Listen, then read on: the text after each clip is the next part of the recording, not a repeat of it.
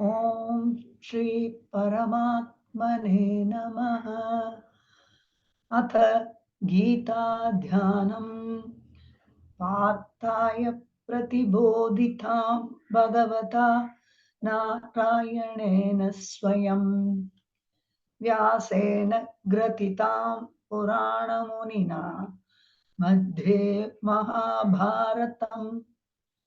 अद्वैतामृतवर्षिणीं भगवतीम् अष्टादशाध्यायिनीम् अम्ब त्वामनुसन्दधामि भगवद्गीते भगवद्वेषिणीम्। नमोऽस्तु ते व्यासविशालबुद्धे पुल्लारविन्दायतपत्रनेत्र येन त्वया भारततैलपूर्णः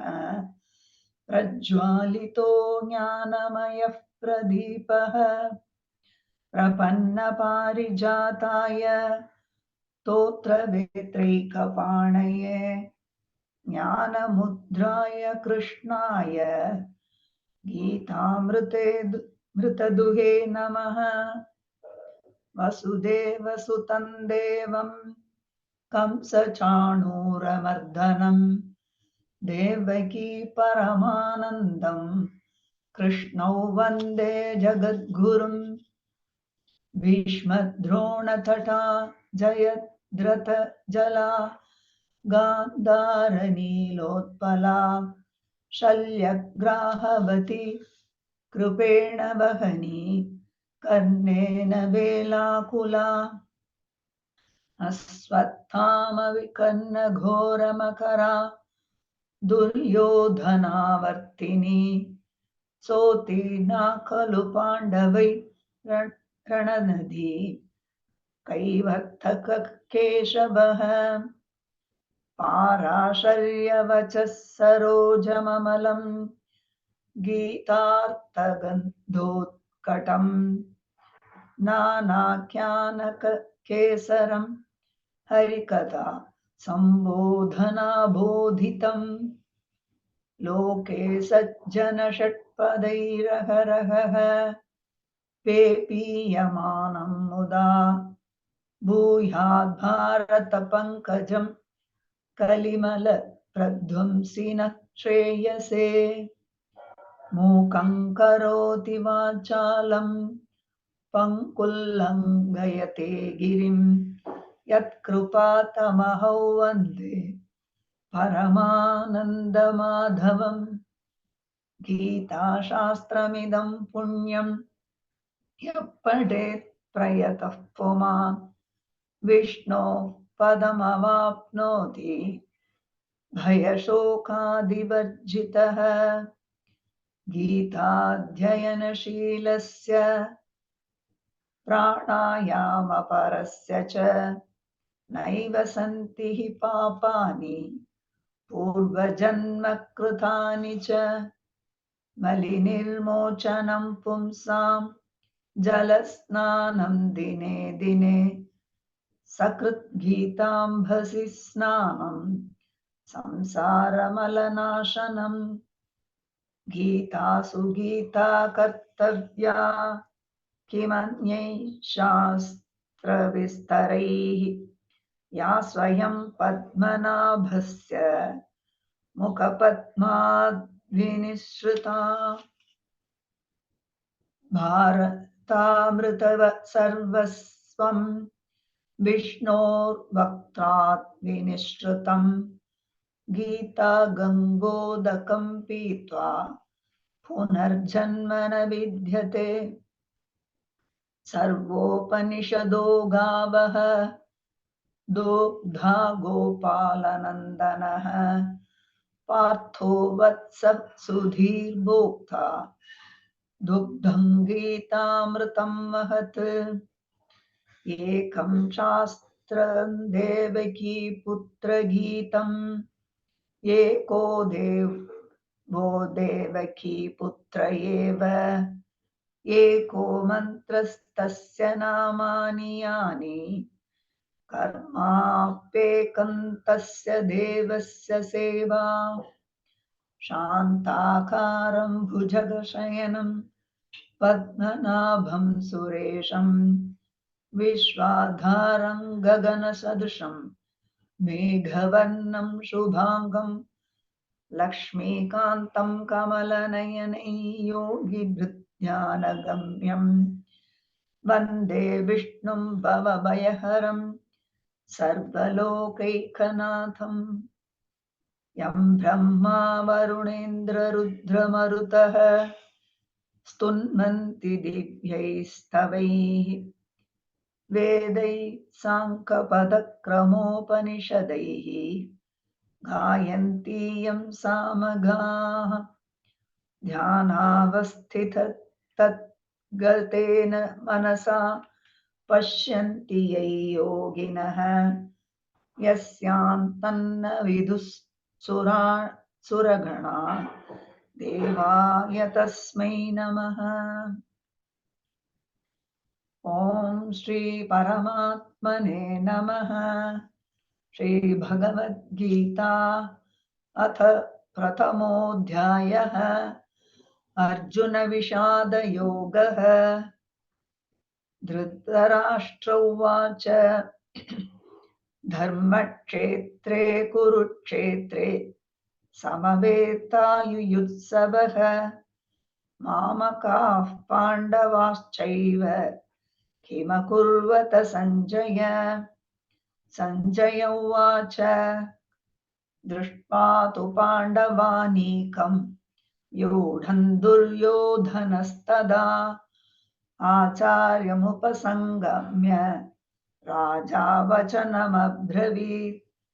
पश्यैतां पाण्डुपुत्राणाम् आचार्यमहतीं च मूं व्यूढां द्रुपदपुत्रेण तव शिष्येण धीमता। अत्र शूरा महेश्वासाः भीमार्जुनसमायुधि युयुधानो विराटश्च द्रुपदश्च महारथः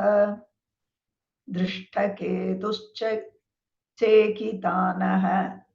काशीराजश्च वीर्यवान् पुरुजित्कुन्तिभोजश्च शैभ्यश्च नरपुङ्गवः युधामन्युश्च विक्रान्तः उत्तमौजाश्च वीर्यवान् सौभद्रो द्रौपदेयाश्च सर्व एव महारथाः। अस्माकं तु विशिष्टाये तान्निबोधत् द्विजोत्तम नायका मम सैन्यस्य सैन्यार्थं तान् ब्रवीमि ते। भवान् भीष्मश्च कर्णश्च कृपश्च समितिञ्जयः अश्वत्थामा विकर्णश्च सौमदत्तिस्तदव च अन्ये च बहवः शूराः मदर्थे त्यक्तजीविताः नानाशस्त्रप्रहरणाः सर्वे युद्धविशारदाः अपर्याप्तं तदस्माकं बलं भीष्माभिरक्षितं पर्याप्तं विदमे तेषां बलं भीमाभिरक्षितम् अयनेषु च सर्वेषु यथा भागमवस्थिताः भीष्ममेवाभिरक्षन्तु भवन्तः सर्व एव हि तस्य सञ्जनयन् हर्षं कुरु वृद्धः पितामहः सिंहनादं विनद्योच्चैः शङ्खं दद्मौ प्रतापवान् ततः शङ्खाश्च भैर्यश्च पणवानकगोमुखाः सहसैवाभ्यहन्यन्तः सशब्दस्तु मुलोऽभवत् ततः श्वेतैर्हयैर्युक्ते महति स्यन्धने स्थितौ माधवः पाण्डवश्चैव दिव्यौ शङ्खौ प्रदध्मतुः पाञ्चजन्यं ऋषिकेशः देवदत्तं धनञ्जयः पौण्ड्रं दद्मौ महाशङ्खं भीमकर्मावृकोदरः अनन्तविजयं राजा कुन्तीपुत्रो युधिष्ठिरः नकुलः सह देवश्च सुघोषमणिपुष्पकौ काश्यश्च परमेश्वासः शिखण्डी च महारथः दृष्टद्युम्नो विराटश्च सात्यकिश्चापराजितः द्रुपदो द्रौपदेयाश्च सर्वशः पृथिवीपते सौभद्रश्च महाबाहुः शङ्खान् दद्मुः पृथक् पृथक् सघोषोधार्तराष्ट्राणां हृदयानि व्यधारयत् नभश्च पृथिवीं चैव तुमुलो व्यनुनादयन् अथ व्यवस्थितान् दृष्ट्वा धार्तराष्ट्रान् कपिध्वजः प्रवृत्ते शस्त्रसम्पाते धनुरुद्यम्य पाण्डवः ऋषिकेशं तदा वाक्यम् इदमाह महीपते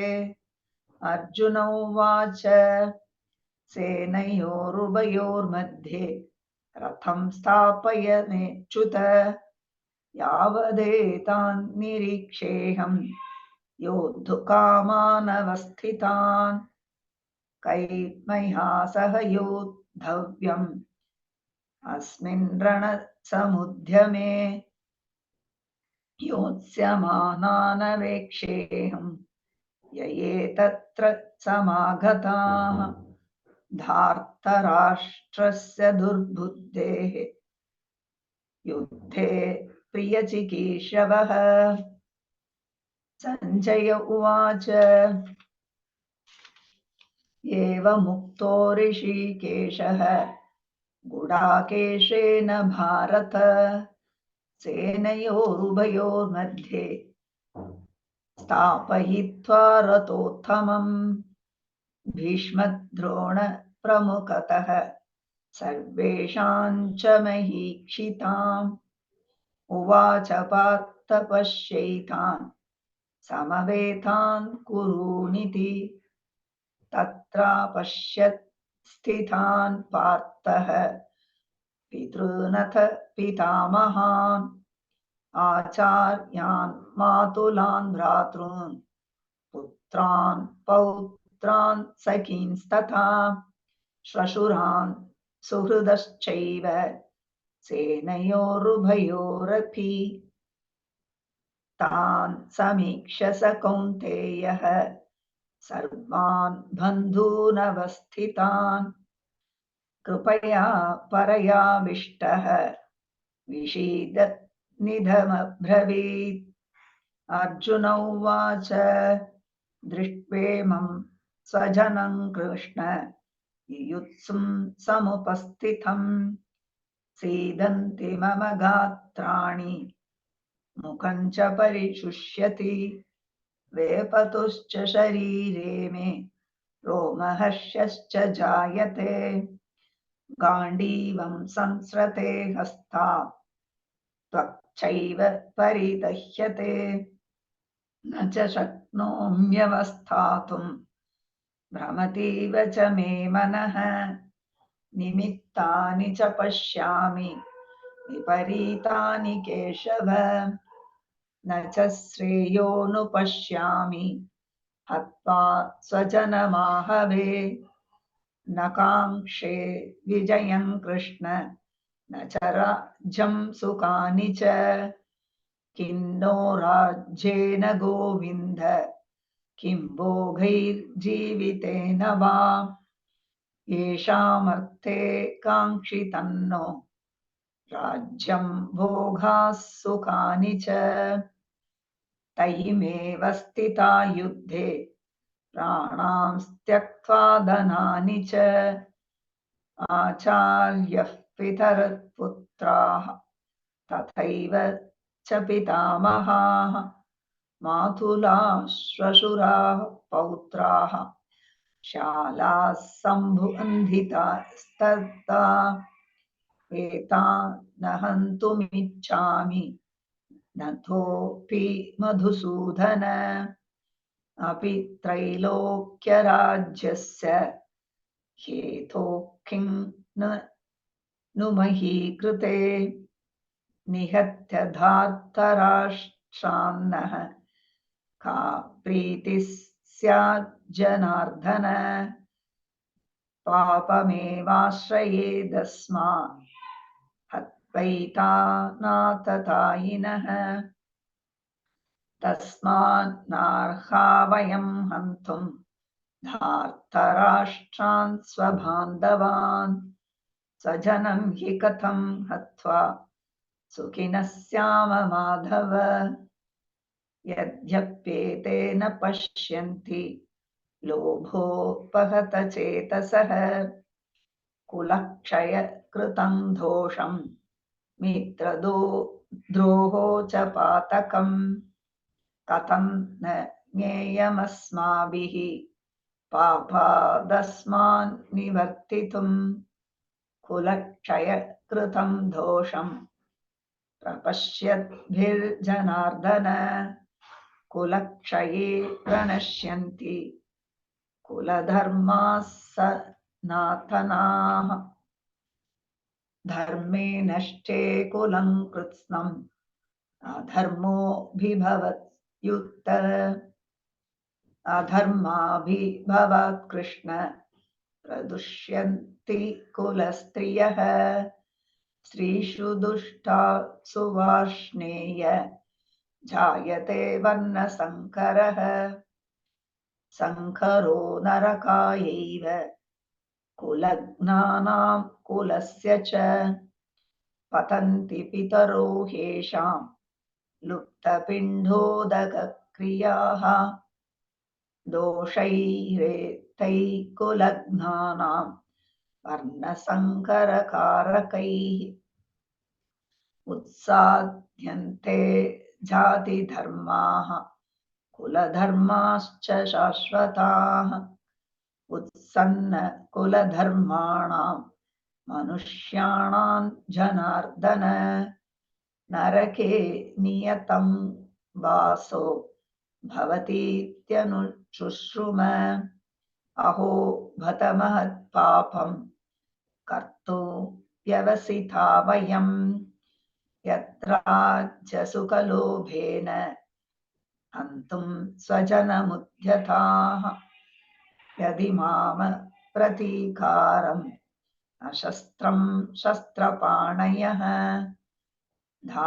धार्तराष्ट्रारणे हन्युः तन्मे क्षेमतरं भवेत् सञ्जय उवाच एवमुक्त्वार्जुनः सङ्ख्ये रथोपस्थ उपाविशत् विसृज्य सशरं चापं शोकसंविघ्न मानसः ॐ तत्सदिति श्रीमद्भगवद्गीतासु उपनिषत्सु ब्रह्मविद्यायां योगशास्त्रे श्रीकृष्णार्जुनसंवादे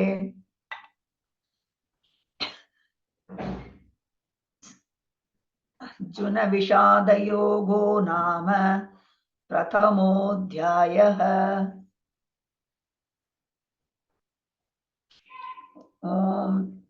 श्रीपरमात्मने नमः। अथ द्वितीयोऽध्यायः सांख्ययोगः। सञ्जय उवाच तं तथा कृपयाविष्टम् अश्रुपूर्णाकुलेक्षणं विषीदन्तमिदौ वाक्यम् उवाच मधुसूदनः। श्रीभगवानुवाच कुतस्त्वाकश्मलमिदं विषमे समुपस्थितम् अनार्यजुष्टमस्वर्ग्यम् अकीर्तिकरमर्जुन क्लैब्यं मास्मघमः पार्थ नैतत्त्वय्युपपद्यते क्षुद्रं हृदय दौर्बल्यं त्यक्तोत्तिष्ठ परन्तप अर्जुन उवाच कथं भीष्ममहं सङ्ख्ये द्रोणं च मधुसूदन इषुभिः प्रतियोत्स्यामि पूजार्हा वरिसूदन गुरून् हत्वा हि महानुभावान् श्रेयो भोक्तुं भैक्ष्यमपीह लोके हत्वार्थकामांस्तु गुरूनिहैव भुञ्जीय भोगान् रुधिरप्रदिग्धान् न चैतद्विग्मः कतरन्नो गरीयः यद्वा जयेम यदि वा नु जयेयुः यानेव हत्वा न जिजीविषामः तेव स्थिताः प्रमुखे धार्तराष्ट्राः कार्पण्यदोषोपहतः स्वभावः पृच्छामि त्वां धर्मसम्मूढचेताः यच्छ्रेयस्यान् निश्चितं ब्रूहि तन्मे शिष्यस्तेऽहं शाधि मां त्वां प्रपन्नम् न हि प्रपश्यामि ममापनुद्यात् यच्चोकमुच्चोषणमिन्द्रियाणाम् अवाप्य भूमा वसपत्नवृद्धम्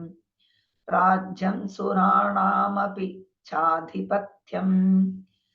सञ्जय उवाच एवमुक्त्वा ऋषिकेशं गुडाकेशः परन्तप न योत्स्य इति गोविन्दम् उक्त्वा तूष्णीं बभूवः तमुवाच ऋषिकेशः प्रहसन्निव भारत सेनयोरुभयोर्मध्ये विषीदन्तमिधौ वचः श्रीभगवानुवाच अशोच्यानशोच्यस्त्वं प्रज्ञावादांश्च भाषसे गतासु न गतासूंश्च नानुशोचन्ति पण्डिताः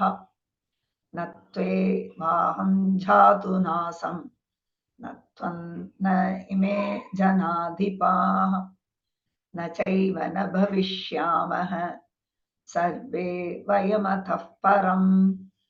देहिनोऽस्मिन् यथा देहे कौमारी यौवनञ्जरा तथा देहान्तरप्राप्तिः धीरस्तत्र न मुह्यति मात्रा स्पर्शास्तु कौन्तेय शीतोष्णसुखदुःखदाः आगमापायिनो नित्याः तां स्थितिक्षस्व भारत यं हि न व्यतयन्त्येते पुरुषं पुरुषर्षभ समदुःखसुखं धीरं सोमृतत्वाय कल्पते नासते विद्यते भावाः नाभावो विद्यते सतः उभयोरपि दृष्टोऽन्तः त्वनयोस्तत्त्वदर्शिभिः अविनाशी तु तद्विद्धि येन सर्वमिदं ततं विनाशमप्यस्यास्य न कश्चित् कर्तुमर्हति अन्तवन्त इमे देहाः नित्यस्योक्ताः शरीरिणः अनाशिनो प्रमेयस्य तस्मात् बुद्ध्यस्व भारत ययेनौ वेत्ति हन्तारं यश्चैनं मन्यते हतम् उभौ तौ न विजानीतः नायं हन्ति न हन्यते न जायते म्रियते वा कदाचित् नायं भूत्वा भविता वा न भूयः अजो नित्यः शाश्वतोऽयं पुराणः न हन्यते हन्यमाने शरीरे वेधा विनाशिनं नित्यं ययेनमजमव्ययम् कथं स पुरुषः पार्थ कङ्घातयति हन्तिकम् मासांसि जीर्णानि यथा विहाय नवानि गृह्णाति नरोपराणि तथा शरीराणि विहाय जीर्णान् यन्यानि संयाति नवानि देहि नैनं छिन्दन्ति शस्त्राणि नैनं दहति पावकः न चैनं क्लेदयन्त्यापः न शोषयति मारुतः अच्छेद्यो यमदाह्योऽयम् अक्लेद्यो शोष्य एव च नित्यः सर्वगतस्ताणुः अचलोऽयं सनातनः अव्यक्तोऽयमचिन्त्योऽयम् अविकार्योऽयमुच्यते तस्मादेव विदित्वैनं नानुशोचितुमर्हसि अथ चैनं नित्यजातं नित्यौ वा मन्यसे मृतं तथापि त्वं महाबाहो नैवं शोचितुमर्हसि जातस्य हि ध्रुवो मृत्युः ध्रुवं जन्म मृतस्य च तस्मादपरिहार्येते न त्वं शोचितुमर्हसि अव्यक्तादीनि भूतानि व्यक्तमध्यानि भारत अव्यक्तनिधनान्येव तत्र का परिदेवना आश्चर्यवत् पश्यति कश्चिदेनम् आश्चर्यवत् वदति तथैव चान्यः आश्चर्यवश्चैनमन्यः शृणोति श्रुत्वाप्येनं वेद न चैव कश्चित् देही नित्यमवध्योऽयं देहे सर्वस्य भारत तस्मात् सर्वाणि भूतानि न त्वं शोचितुमर्हसि स्वधर्ममपि चावेक्ष्य न विकम्पितुमर्हसि धर्म्याद्धियुद्धात् श्रेयोऽन्यत् क्षत्रियस्य न विद्यते यदृच्छया चोपपन्नं स्वर्गद्वारमपावृतं सुखिनः क्षत्रियाः पार्थ लभन्ते युद्धमीदृशम् अतश्चेत्त्वमिमं धर्म्यं सङ्ग्रामं न करिष्यसि ततः स्वधर्मं कीर्तिं च हित्वा पापमवाप्स्यसि अकीर्तिं चापि भूतानि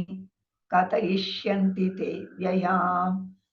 सम्भावितस्य चाकीर्तिः मरणादतिरिच्यते भयाद्रणादुपरतं मंस्यन्ते त्वां महारथाः येषाञ्च त्वं बहुमतः भूत्वा यास्यसि लाघवम् अवाच्यवादांश्च बहून् वदिष्यन्ति तवाहिताः निन्दन्तस्तव सामर्थ्यं ततो दुःखतरं नु किम् हतो वा प्राप्स्यसि स्वर्गं जित्वा वा भोक्ष्यसे महीम् तस्मादुत्थिष्ठ कौन्तेय युद्धाय कृतनिश्चयः सुख दुःखे समे कृत्वा लाभालाभौ जयाजयौ ततो युद्धाय युज्यस्व नैवं पापमवाप्स्यसि एषा ते विहिता सांख्ये बुद्धिर्योगे त्विमां शृणु बुद्ध्या युक्तो यया पार्थ कर्मबन्धं प्रहास्यसि नेहाभिक्रमनाशोऽस्ति प्रत्यवायो न विद्यते स्वल्पमप्यस्य धर्मस्य त्रायते महतो भयात् व्यवसायात्मिका बुद्धिः एकेह कुरु नन्दन बहुशाखा ह्यनन्ताश्च बुद्धयो व्यवसायिनाम् यामिमां पुष्पिता वाचं प्रवदन्त्य विपश्चितः वेदवादरथाः पार्थ नान्यदस्तीति वादिनः कामात्मानः स्वर्गपराः जन्म कर्म फलप्रदां क्रियाविशेष बहुलां भोगैश्वर्यगतिं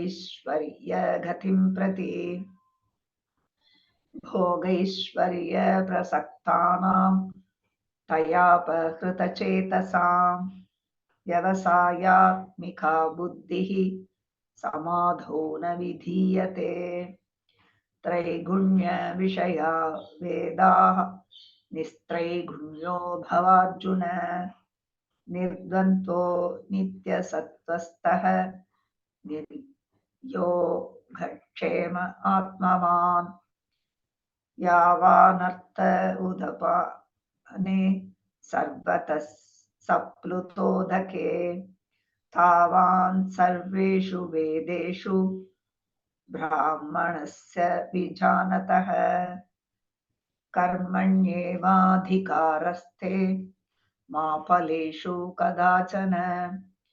मा कर्मफलहेतुर्भूः मा ते सङ्गोऽस्त्वकर्मणि योगस्थं कुरु कर्माणि सङ्गं त्यक्त्वा धनञ्जय सिद्ध्यो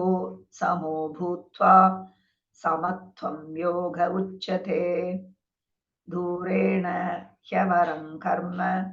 बुद्धियोगात् धनञ्जय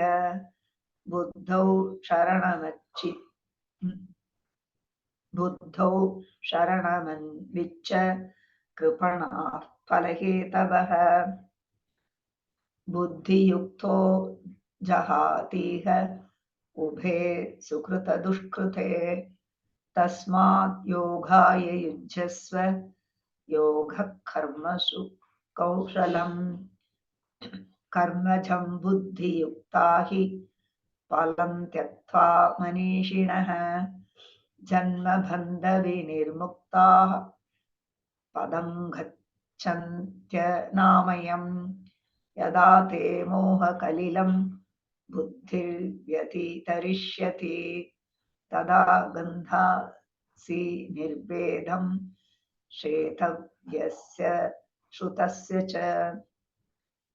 श्रुतिः प्रतिपन्ना ते यथा स्थास्यति निश्चला समाधावचला बुद्धिः तथा योगमवाप्स्यसि अर्जुन उवाच स्थितप्रज्ञस्य का भाषा समाधिस्थस्य केशव स्थितधी किं प्रभाषेत किमासीत व्रजेत किम् श्रीभगवानुवाच प्रजहाति यथा कामान् सर्वान् पार्थ मनोगतान् आत्मन्येवात्मना तुष्टः स्थितप्रज्ञस्तदोच्यते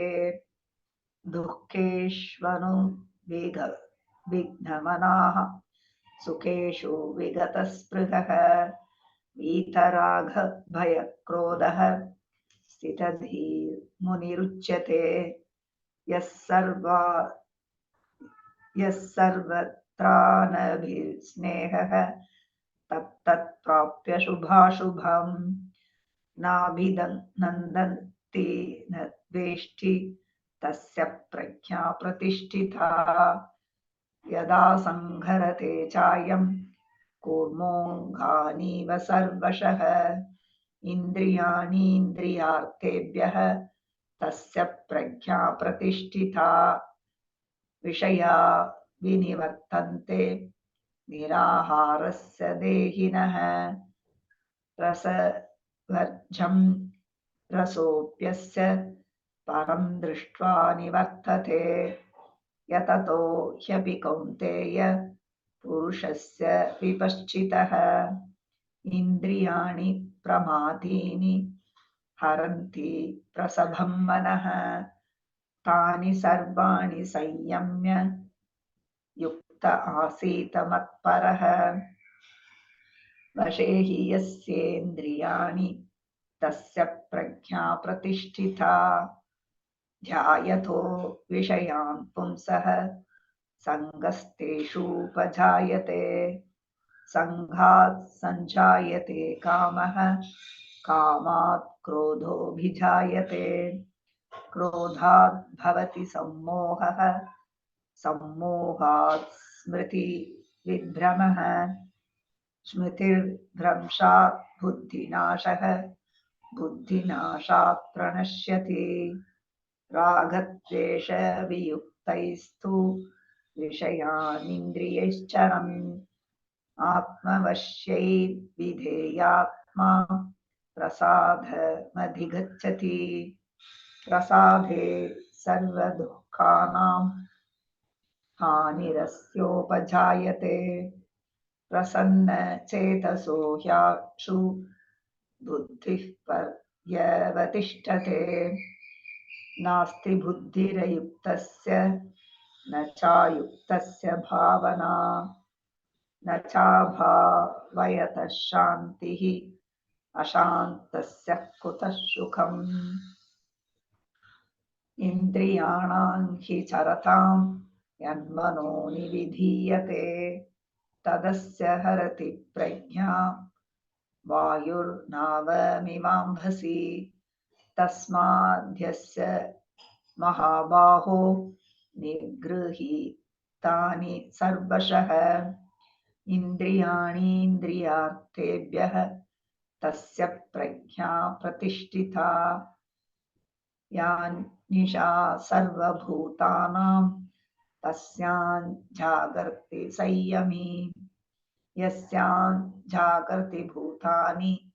सा निशा पश्यतो मुनेः आपूर्यमाणमचलप्रतिष्ठं समुद्रमापः प्रविशन्ति यत्वत् तत्तत्कामायं प्रविशन्ति सर्वे स शान्तिमाप्नोति न कामकामी विहाय कामान्यः सर्वान् पुमांश्चरति निःस्पृहः निर्ममो निरहङ्कारः स शान्तिमधिगच्छति एषा ब्राह्मी स्थितिः पार्थ नैनां प्राप्य विमुह्यति स्थित्वा स्यामन्तकालेऽपि ब्रह्मनिर्वाणमृच्छति ॐ तत्सदिति श्रीमद्भगवद्गीतासु उपनिषत्सु ब्रह्मविद्यायां योगशास्त्रे श्रीकृष्णार्जुनसंवादे सांख्ययोगो नाम द्वितीयोऽध्यायः। ॐ परमात्मने नमः। अथ तृतीयोऽध्यायः कर्मयोगः। अर्जुन उवाच जायसे चेत् कर्मणस्ते मता बुद्धिर्जनार्दन तत्किं कर्मणि घोरे मां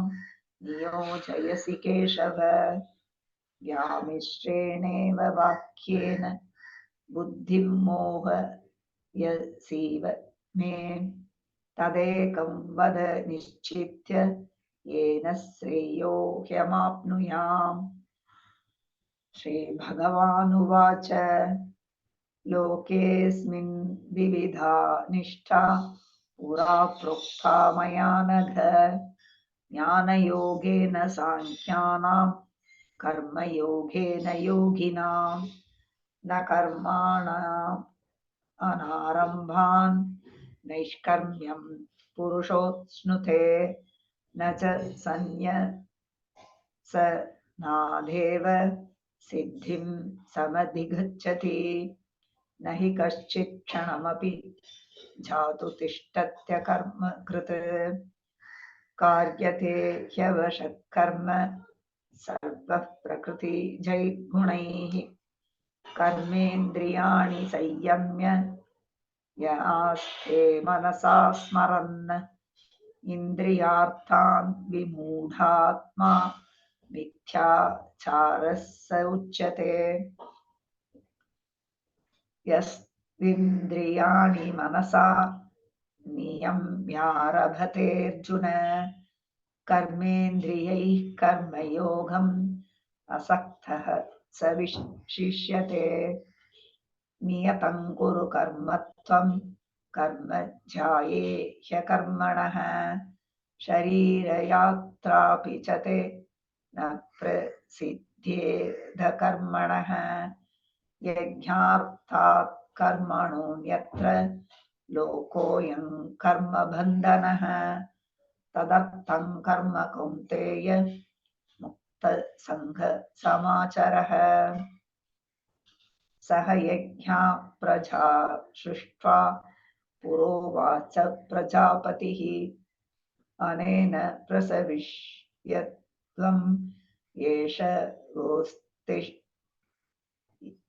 एष वोत्स्पिष्टकामधुक् वेदान् भावयतानेन ते देवा भावयन्तु वः परस्परं भावयन्तः श्रेयः परमवाप्स्यथ इष्टान् भोगान् हि वो देवाः दास्यन्ते यज्ञभाविताः तैर्दत्तान् प्रदायैभ्यः यो भुङ्क्ते तेन एव सः यज्ञशिष्टाशिनः सन्तः मुच्यन्ते सर्वकिल्बिषैः भुञ्जते ते त्वघं पापः ये पचन्त्यात्मकारणात् अन्नात् भवन्ति भूतानि पर्जन्यादन्नसम्भवः यज्ञात् भवति पर्जन्यः यज्ञः कर्म समुद्भवः कर्म ब्रह्मोद्भवं विद्धि ब्रह्माक्षर समुद्भवम् तस्मात् सर्वगतं ब्रह्म नित्यै यज्ञे प्रतिष्ठितम् एवं प्रवर्तितं चक्रं नानुवर्तयतीह यः अघायुरीन्द्रिया रामः मोघं पार्थ स जीवति यस्त्वात्मरतिरेव स्यात् आत्मतृप्तश्च मानवः आत्मन्येव च सन्तुष्टः तस्य कार्यं न विद्यते नैव तस्य कृतेनार्थः न कृते नेह कश्चन न चास्य सर्वभूतेषु कश्चिदर्थव्यपाश्रयः तस्मादसक्तः सततं कार्यं कर्म समाचर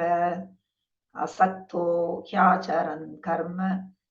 परमाप्नोति पूरुषः कर्मणि हि संसिद्धिम् आस्थिता जनकादयः लोकसङ्ग्रहमेवापि सम्पश्यन् कर्तुमर्हसि यद्यदाचरति श्रेष्ठः तत्तद्देवेतरो जनः स यत्प्रमाणं कुरुते लोकस्तदनुवर्तते न मे पार्थास्ति कर्तव्यं त्रिषु लोकेषु किञ्चन नानवाप्तमवाप्तव्यं वर्त एव च कर्मणि यदि ह्ययं न वर्तेयं जातु कर्मण्यतन्द्रितः मम वर्त्मानुवर्तन्ते मनुष्याः पार्थ सर्वशः उत्सीदेयुरिमे लोकाः न कुर्यां कर्म चेदहं संकरस्य च कर्ता स्याम् उपहन्यामिमाः प्रजाः सक्ता कर्मण्यविद्वांसः यथा कुर्वन्ति भारत कुर्यात् विद्वांस्तथा शक्तिः चिकीर्षुर्लोकसङ्ग्रहम्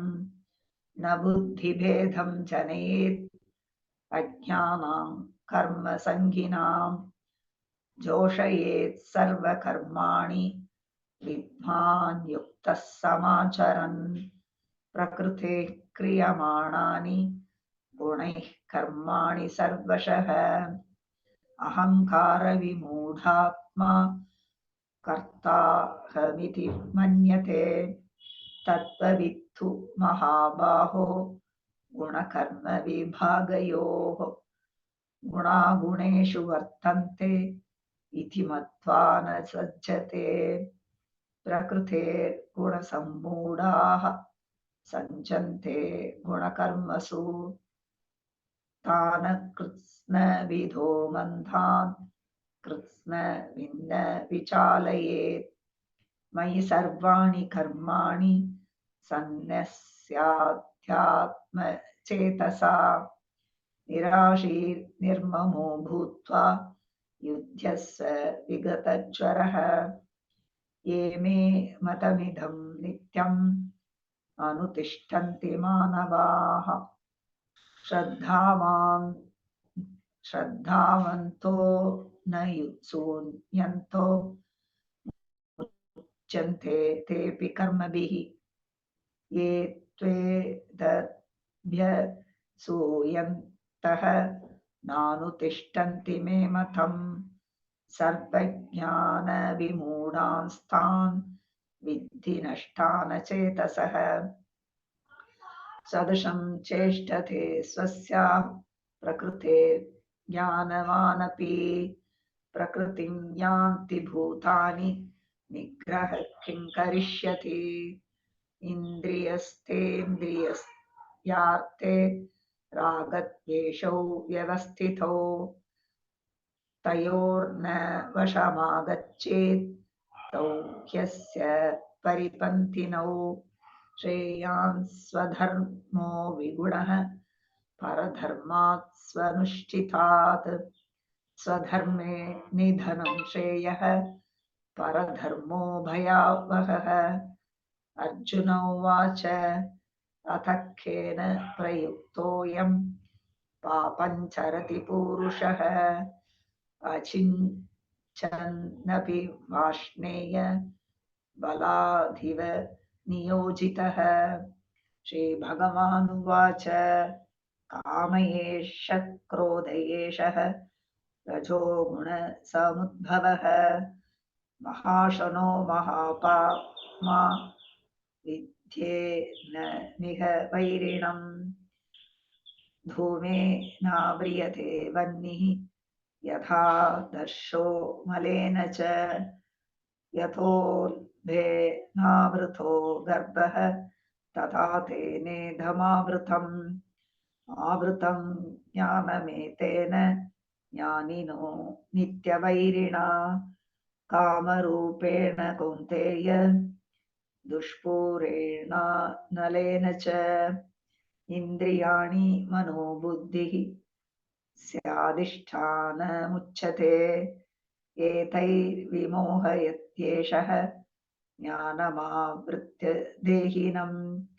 तस्मात्त्वमिन्द्रियाण्याधौ नियम्य भरतर्षभ पाप्मानं प्रजहिष्येनं ज्ञानविज्ञाननाशनम् इन्द्रियाणि पराण्याहुः इन्द्रियेभ्यः परं मनः मनसस्तु परा बुद्धिः यो बुद्धे परतस्तु सः एवं बुद्धे परं बुद्ध्वा संस्तभ्यात्मानमात्मना जहि शत्रुं महाबाहो कामरूपं दुरासधम्। ॐ तत्सदिति श्रीमद्भगवद्गीतासु उपनिषत्सु ब्रह्मविद्यायां योगशास्त्रे श्रीकृष्णार्जुनसंवादे कर्मयोगो नाम तृतीयोऽध्यायः। श्रीपरमात्मने नमः। अथ चतुर्थोऽध्यायः। ज्ञानकर्म संन्यासयोगः। श्रीभगवानुवाच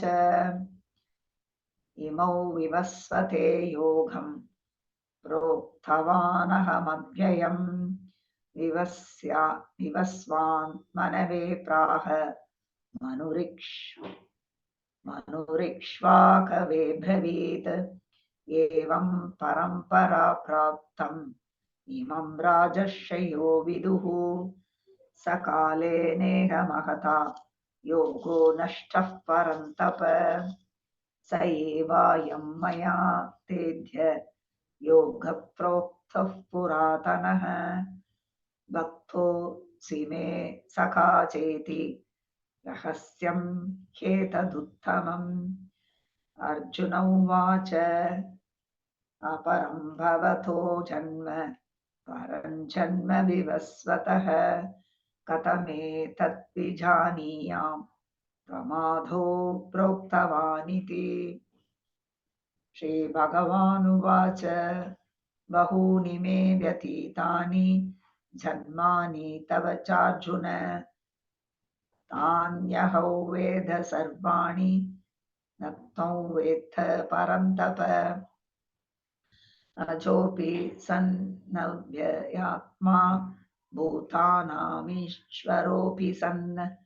प्रकृतिं स्वामधिष्ठाय सम्भवाम्यात्ममायया यदा यदा हि धर्मस्य ग्लानिर्भवति भारत अभ्युत्थानमधर्मस्य तदात्मानं सृजाम्यहम् परित्राणाय साधूनां विनाशाय च दुष्कृतां धर्म संस्थापनार्थाय सम्भवामि युगे युगे जन्म कर्म च मे दिव्यम् एवं यो वेत्ति तत्त्वतः त्यक्त्वा देहं पुनर्जन्म नैति मामेति सोऽर्जुन वीतरागभयक्रोधाः मन्मया मामुपाश्रिताः बहवो ज्ञानतपसा पूता मद्भावमागताः ये यथा मां प्रपद्यन्ते तांस्तथैव भजाम्यहम् मम वर्त्मानुवर्तन्ते मनुष्याः पार्थ सर्वशः काङ्क्षन्तः कर्मणां सिद्धिं यजन्त इह देवताः क्षिप्रं हि मानुषे लोके सिद्धिर्भवति कर्मजा चातुर्वर्ण्यं मया सृष्टं गुणकर्म विभागशः तस्य कर्तारमपि मां विद्य कर्तारमव्ययम् न मां कर्माणि लिम्पन्ति न मे कर्मफले स्पृहा इति मां योऽभिजानाति कर्मभिर्न स बध्यते एवं ज्ञात्वा कृतं कर्म पूर्वैरपि मुमुक्षुभिः कुरु कर्मैव तस्मात् त्वं पूर्वैः पूर्वतरं कृतं किं कर्म किमकर्मेति कवयोऽप्यत्र मोहिताः तत्ते कर्म प्रवक्ष्यामि यज्ञात्वा मोक्ष्यसे शुभात् कर्मणो ह्यपि बोद्धव्यं च विकर्मणः अकर्मणश्च बोद्धव्यं गहना कर्मणो गतिः कर्मण्य कर्म यः पश्येत् अकर्मणि च कर्म यः स बुद्धिमान् मनुष्येषु स युक्तः कृत्स्नकर्मकृत् यस्य सर्वे समारम्भाः कामसङ्कल्पवर्जिताः ज्ञानाग्निदग्धकर्माणां तमाहुः पण्डितं बुधाः त्यक्त्वा कर्मफलासङ्गं नित्यतृप्तो निराश्रयः कर्मण्येभिप्रवृत्तोऽपि नैव किञ्चित् करोति सः निराशीर्यथ चित्तात्मा त्यक्तसर्वपरिग्रहः शारीरं केवलं कर्म कुर्वन्नाप्नोति किल्बिषम् यदृच्छालाभसन्तुष्टः द्वन्द्वातीतो विमत्सरः समसिद्धावसिद्धौ च कृत्वापि न निबध्यते गतसङ्घस्य मुक्तस्य ज्ञानावस्थितचेतसः यज्ञायाचरतः कर्म समग्रं प्रविलीयते ब्रह्मार्पणं ब्रह्महविः ब्रह्माग्नौ ब्रह्मणाहुतं ब्रह्मैव तेन गन्धव्यं ब्रह्म कर्म समाधिना दैवमेवापरे यज्ञं योगिनः पर्युपासते ब्रह्माज्ञावपरे यज्ञं यज्ञेनैवोपजुह्वति श्रोत्रादीनीन्द्रियाण्यन्ये संयमाग्निषु जुह्वति शब्दादीन् विषयान् अन्ये इन्द्रियाग्निषु जुह्वति सर्वाणीन्द्रियकर्माणि प्राणकर्माणि च परे आत्मसंयमयोगाग्नौ जुह्वति ज्ञानदीपिते द्रव्ययज्ञास्तपो यज्ञाः योगयज्ञास्तथा परे स्वाध्यायज्ञानयज्ञाश्च यतयः संशीतव्रताः अपाने जुह्वति प्राणं प्राणे पानं तथा परे प्राणापानगतिरुद्ध्वा प्राणायामपरायणाः अपरे नियताहाराः प्राणान् प्राणेषु जुह्वति सर्वेभ्येते यज्ञविद्धः यज्ञक्षपितकल्मषाः यज्ञशिष्टामृतभुजः यान्ति ब्रह्म सनातनम् नायल्लोकोऽस्त्य यज्ञस्य कुतोऽन्यः कुरु सत्तम एवं बहुविधा यज्ञाः तथा ब्रह्मणो मुखे कर्मजान् विद्धितान् सर्वान् एवं ज्ञात्वा विमुक्षसे श्रेयान् द्रव्यमयात् यज्ञाः ज्ञानयज्ञः परन्तप सर्वं कर्माखिलं पार्थ ज्ञाने परिसमाप्यते तद्विद्धि प्रणिपातेन परिप्रश्नेन सेवया उपदेक्ष्यन्ति ते ज्ञानं ज्ञानिनस्तत्त्वदर्शिनः यज्ञात्वान पुनर्मोहम् एवं यास्यसि पाण्डव येन भूतान्यशेषेण द्रक्ष्यस्यात्मन्यतो मयि अपि चेतसि पापेभ्यः सर्वेभ्यः पापकृत्तमः सर्वं ज्ञानप्लवेनैव वृजिनं सन्तरिष्यसि यतैधांसि समिद्धोऽग्निः भस्मसात् कुरुतेऽर्जुन ज्ञानाग्निः सर्वकर्माणि भस्मसात् कुरुते तथा। न हि ज्ञानेन सदृशं पवित्रमिह विद्यते। तत्स्वयोगसंसिद्धिः सिद्धः कालेनात्मनि विन्दति। श्रद्धावान् लभते ज्ञानं तत्परः संयतेन्द्रियः। ज्ञानं लब्ध्वा परां शान्तिम् अचिरेणाधिगच्छति। अज्ञश्च श्रद्धधानश्च संशयात्मा विनश्यति। नायं लोकोऽस्ति न परः न सुखं संशयात्मनः। योगसन्न्यस्तकर्माणां ज्ञानसञ्छिन्नसंशयम् आत्मवन्तं न कर्माणि निबध्नन्ति धनञ्जय। तस्मादज्ञानसम्भूतं हृस्थं ज्ञानासीनात्मनः। चित्मैनं संशयं योगम् आदिष्ठोत्तिष्ठ भारत। ॐ तत्सदिति श्रीमद्भगवद्गीतासु उपनिषत्सु ब्रह्मविद्यायां योगशास्त्रे श्रीकृष्णार्जुनसंवादे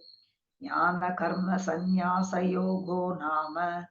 चतुर्थोऽध्यायः। श्रीपरमात्मने नमः। अथ पञ्चमोऽध्यायः। कर्मसन्न्यासयोगः। अर्जुन उवाच सन्न्यासं कर्मणां कृष्ण पुनर्योगं च शंससि। यच्छ्रेययेतयोरेकं तन्मे ब्रूहि सुनिश्चितम्। श्रीभगवानुवाच सन्न्यासः कर्मयोगश्च निःश्रेयसकरावुभौ। तयोस्तु कर्मसन्न्यासात् कर्मयोगो विशिष्यते। ज्ञेयः स नित्यसन्न्यासी यो न द्वेष्टि न काङ्क्षति। निर्द्वन्द्वो हि महाबाहो सुखं बन्धात् प्रमुच्यते। साङ्ख्ययोगौ पृथक् बालाः प्रवदन्ति न पण्डिताः। एकमप्यास्थितः सम्यक् उभयोर् विन्दते फलम्। यत्साङ्ख्यै प्राप्यते स्थानं तद्योगैरपि गम्यते।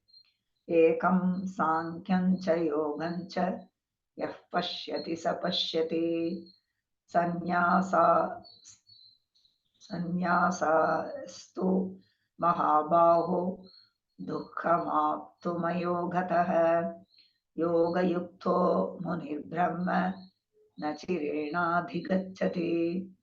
योगयुक्तो विशुद्धात्मा विजितात्मा जितेन्द्रियः। सर्वभूतात्मभूतात्मा कुर्वन्नपि न लिप्यते। नैव किञ्चित् करोमीति युक्तो मन्येत तत्त्ववित्।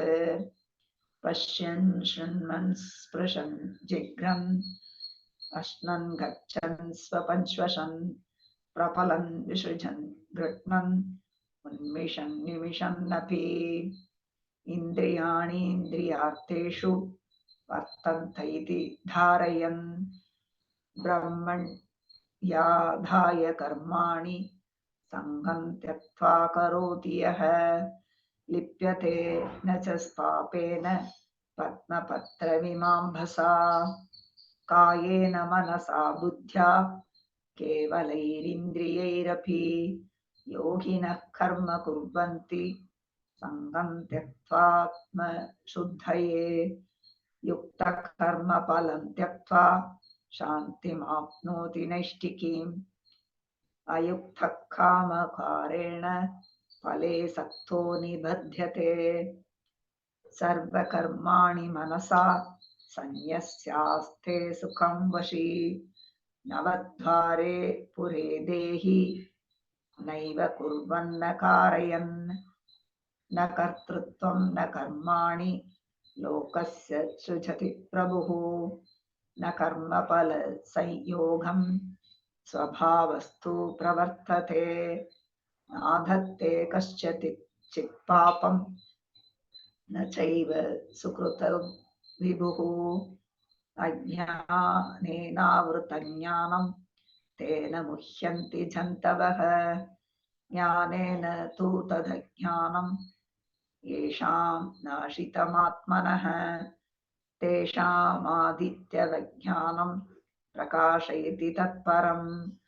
तद्बुद्धयस्तदात्मानः तन्निष्ठास्तत्परायणाः गच्छन्त्य पुनरावृत्ति निर्धूतकल्मषाः विद्या विनयसम्पन्ने ब्राह्मणे गविहस्तिनि शुनि चैव स्वपाके च पण्डिताः समदर्शिनः इहैव तैजित सर्गो येषां साम्ये स्थितं मनः निर्दोषं हि समं ब्रह्म तस्मात् ब्रह्मणि ते स्थिताः न प्रहृष्ये प्रियं प्राप्य नोद्विजेत् प्राप्य चाप्रियं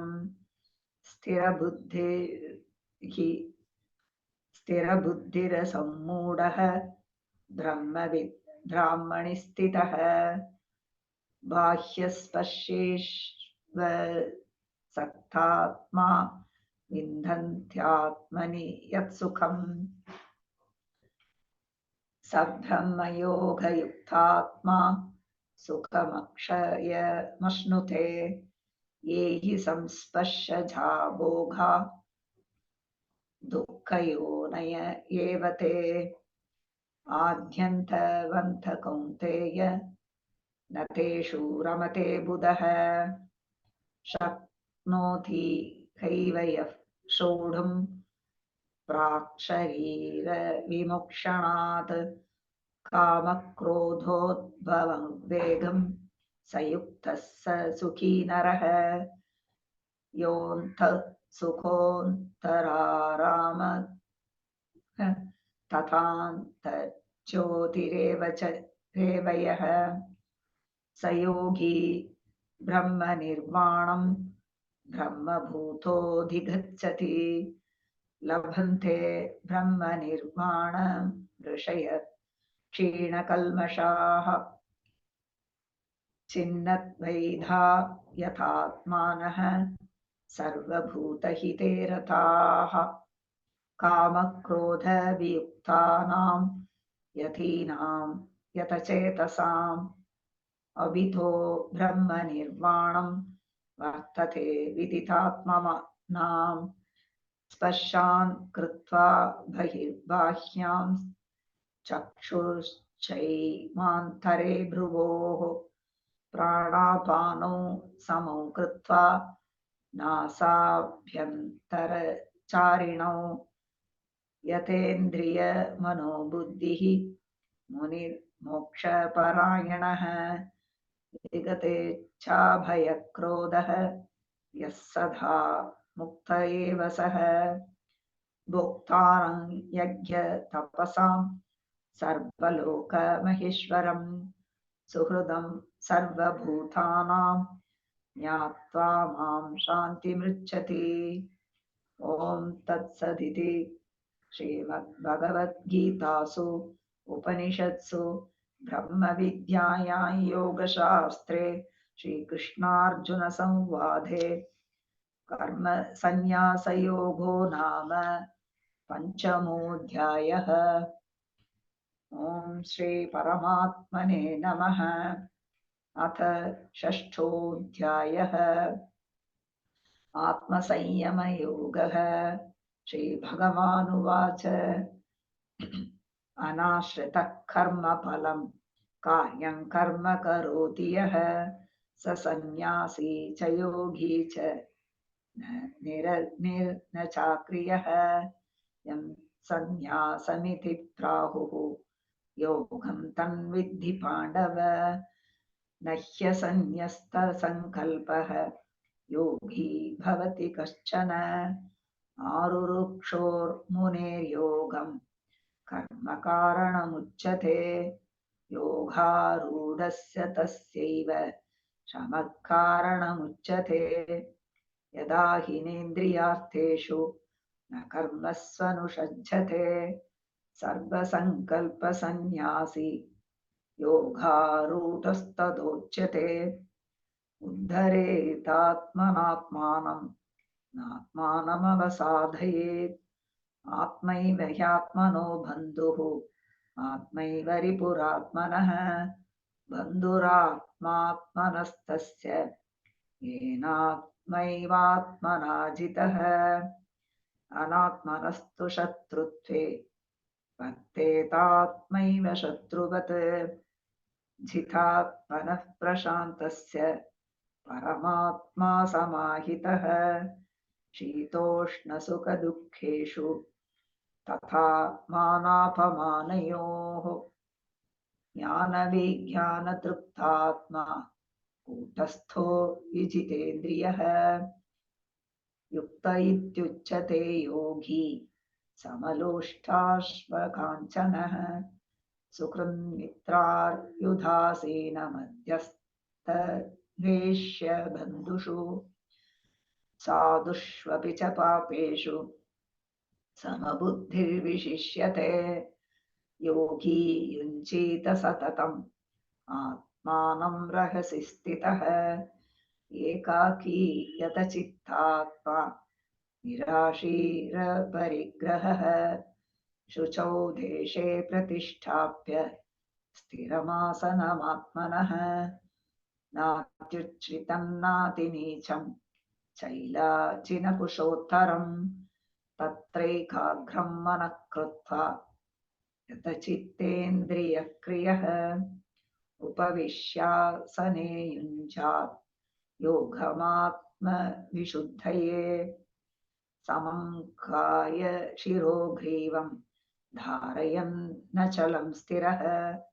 सम्प्रेक्ष्य नासिकाग्रं स्वं दिशश्चानवलोकयन् प्रशान्तात्मा विगतभिः ब्रह्मचारिव्रते स्थितः मनः संयम्यमश्चित्तः युक्त आसीत मत्परः युञ्जन्नेवं सदात्मानं योगी नियतमानसः शान्तिर्निर्वाणपरमां मत्संस्थामधिगच्छति नात्यश्नतस्तु योगोऽस्ति न चैकान्तमनश्नते न चाति स्वप्नशीलस्य जाग्रतो नैव चार्जुन युक्ताहारविहारस्य युक्तचेष्टस्य कर्मसु युक्तस्वप्नावबोधस्य योगो भवति दुःखः यदा विनियतं चित्तम् आत्मन्येवावतिष्ठते निःस्पृहः सर्वकामेभ्यः युक्त इत्युच्यते तदा यथा दीपो निवातस्थः नेङ्गते सोपमा स्मृता योगिनो यतचित्तस्य युञ्जतो योगमात्मनः यत्रो परमते चित्तं निरुद्धै योगसेवया यत्र चैवात्मनात्मानं पश्यन्नात्मनि तुष्यति सुखमात्यन्तिकं यत्तद् बुद्धिग्राह्यमतीन्द्रियं वेत्ति यत्र न चैवायं स्थितश्चलति तत्त्वतः यल्लब्ध्वा चापरं लाभं मन्यते नाधिकं ततः यस्मिन् स्थितो न दुःखेन कुरुणापि विचाल्यते न विद्यात् दुःखसंयोगवियोगं योगसंज्ञितं स निश्चयेन योक्तव्यः योगो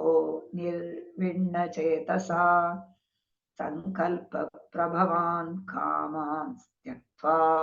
सर्वान् शेषतः मनसैवेन्द्रियग्रामं विनियम्य समन्ततः शनैः शनैरुपमरे मे बुद्ध्या गृहीतया आत्मसंस्थं मनः कृत्वा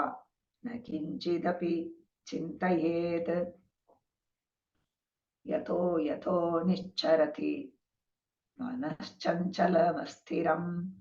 ततस्ततो नियम्यैतद् आत्मन्येव वशं नयेत् प्रशान्तमनसं ह्येनं योगिनं सुखमुत्तमम् उपैति शान्तरजसं ब्रह्मभूतमकल्मषं युञ्जन्नेवं सदात्मानं योगी विगतकल्मषः सुखेन ब्रह्मसंस्पर्शम् अत्यन्तं सुखमश्नुते सर्वभूतस्थमात्मानं सर्वभूतानि चात्मनि ईक्षते योगयुक्तात्मा सर्वत्र समदर्शनः यो मां पश्यति सर्वत्र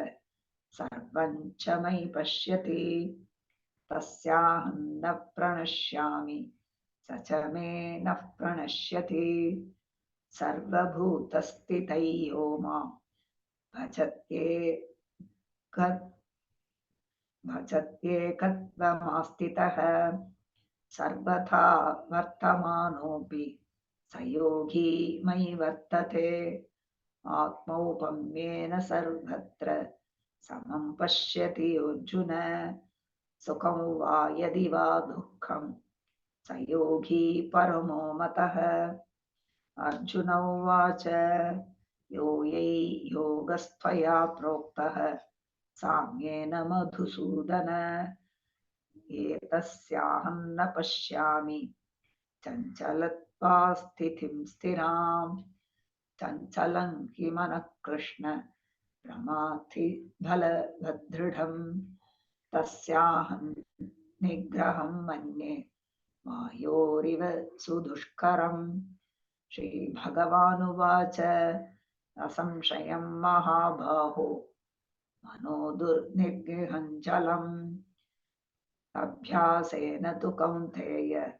वैराग्येण च गृह्यते असंययात्मना योगः दुष्प्राप इति मे मतिः वश्यात्मना तु यतता शक्यो वाप्तुमुपायतः अर्जुन उवाच अयति श्रद्धयोपेतः योगाच्चलितमानसः अप्राप्य योगसंसिद्धिं कां गतिं कृष्ण गच्छति कच्छिन्नो भयविष्टभ्रः छिन्नाभ्रमिव नश्यति अप्रतिष्ठो महाबाहो विमूढो ब्रह्मणः पथि एतन्मे संशयं कृष्ण चेतुमर्हस्य शेषतः त्वधन्यः संशयस्यास्य चेता न ह्युपपद्यते श्रीभगवानुवाच पार्थ नैवेह नामुत्र विनाशस्तस्य विद्यते न हि कल्याणकृत् कश्चित्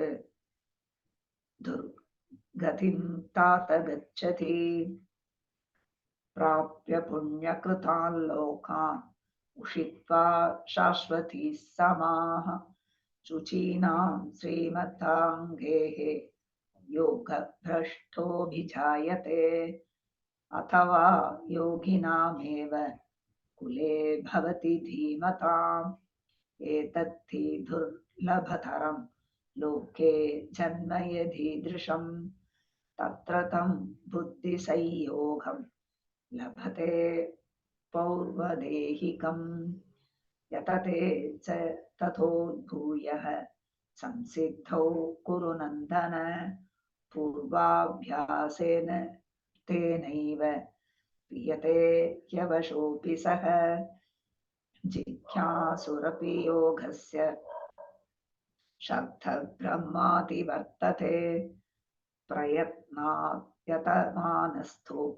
योगी संशुद्धकिल्बिषः अनेकजन्म संसिद्धः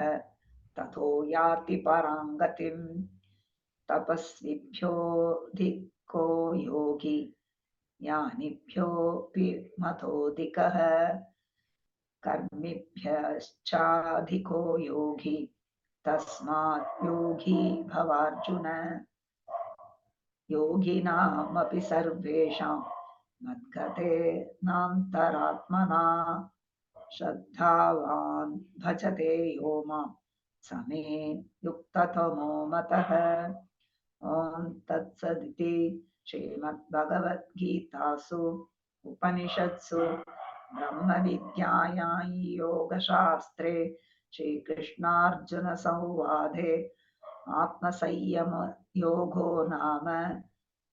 षष्ठोऽध्यायः।